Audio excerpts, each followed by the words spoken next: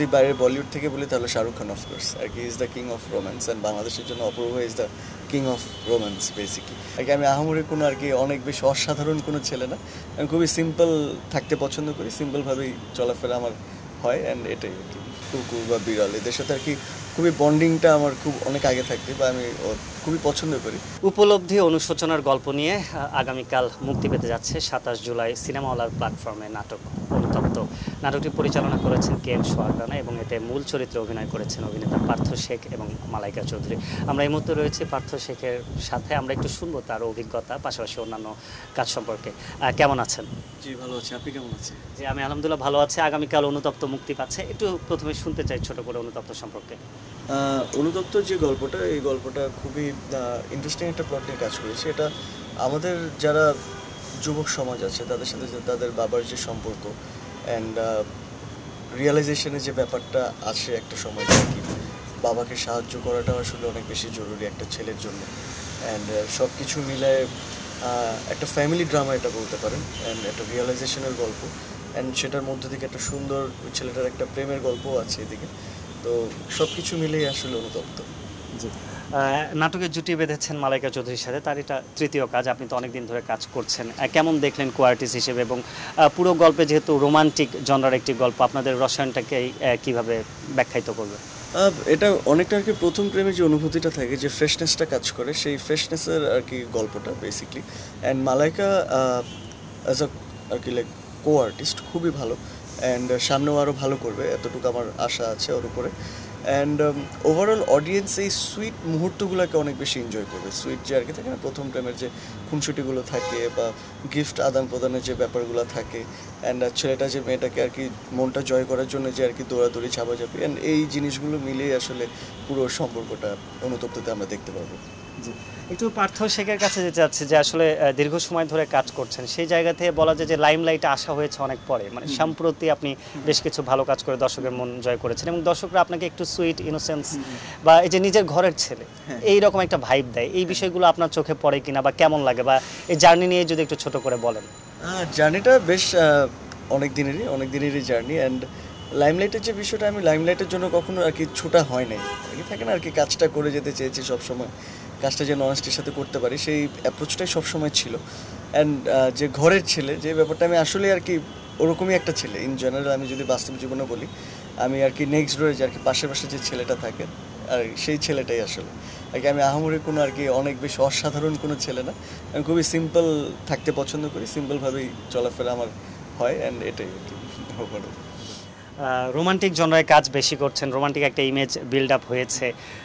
রোমান্টিসিজমে আসলে কাকে আইডলাইজ করা হয়? আমাদের দেশে অনেকে আছে, বলিউডে যেমন শাহরুখ খান আছে, আমাদের দেশে অপূর্ব রয়েছে, বা আপনার পার্সোনালি কাকে পছন্দ, যেহেতু আপনিও রোমান্টিক জনরায় কাজ করছেন এবং দর্শকপ্রিয়তা পাচ্ছেন? আমি যদি আমার দেশে থেকে বলি তাহলে অবশ্যই অপূর্ব ভাই, অ্যান্ড যদি বাইরের বলিউড থেকে বলি তাহলে শাহরুখ খান অফকোর্স আর কি is the king of romance, and বাংলাদেশের জন্য Apurba is the king of romance basically.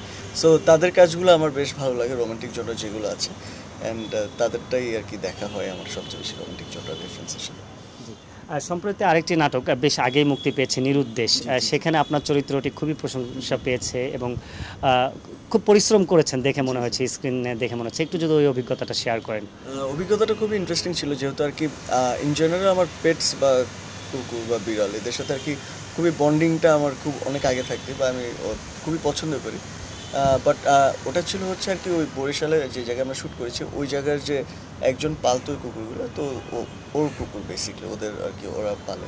So ওদের সাথে বন্ডিংটা করাটাও একটা ইন্টারেস্টিং ফ্যাক্টর ছিল, যে ওদেরকে আর কি বোঝানো বা আর কি থাকে না যে আমি খাচ্ছি, ওরা সিং করানোটা অনেক বেশি একটা ডিফিকাল্ট জব ছিল। But at the end of the day আর কি দেখলাম যে আমার পূর্ব অভিজ্ঞতা থেকে যে আর কি ওদের সাথে যে সম্পর্ক, পেটসের সাথে যে সম্পর্ক, সেটা আমাকে অনেকটা হেল্প করেছে পুরো ক্যারেক্টারটাকে আর কি ওদের সাথে আরও বেটার সিং করাতে বা কানেক্ট করার ক্ষেত্রে।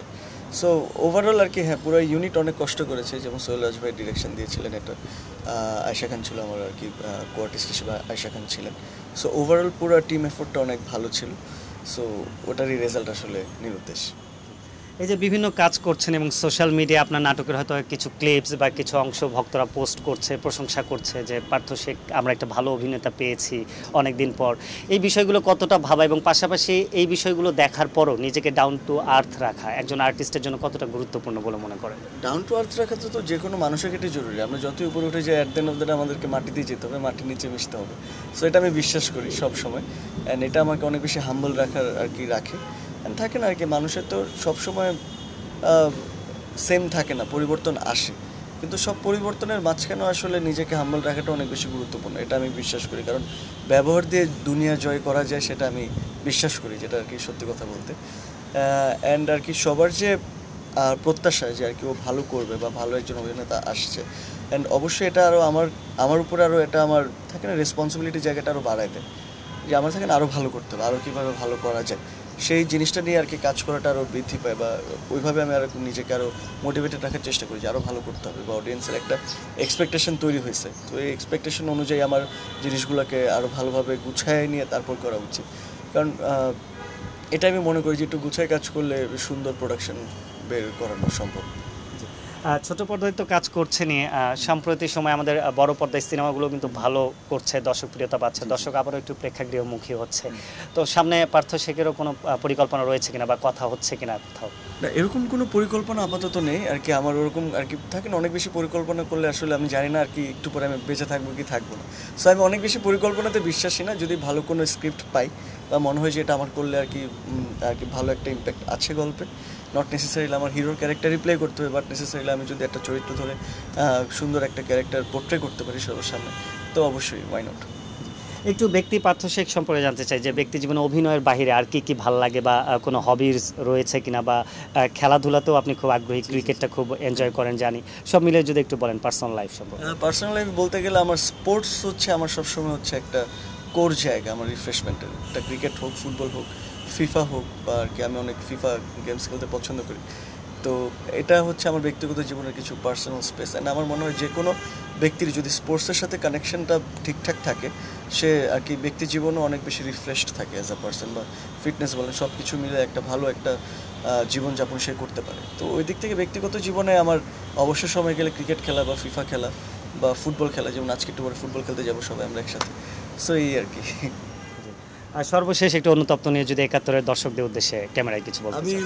৭১-এর দর্শকের উদ্দেশ্যে একটা জিনিসই বলবো, এই ফিকশনটা আপনারা দেখেন, আপনাদের অবশ্যই অনেক ভালো লাগবে, অ্যান্ড অবশ্যই আমার জন্য ভালোবাসা রাখবেন আপনাদের মনে, অ্যান্ড ৭১-এর জন্য অবশ্যই শুভকামনা।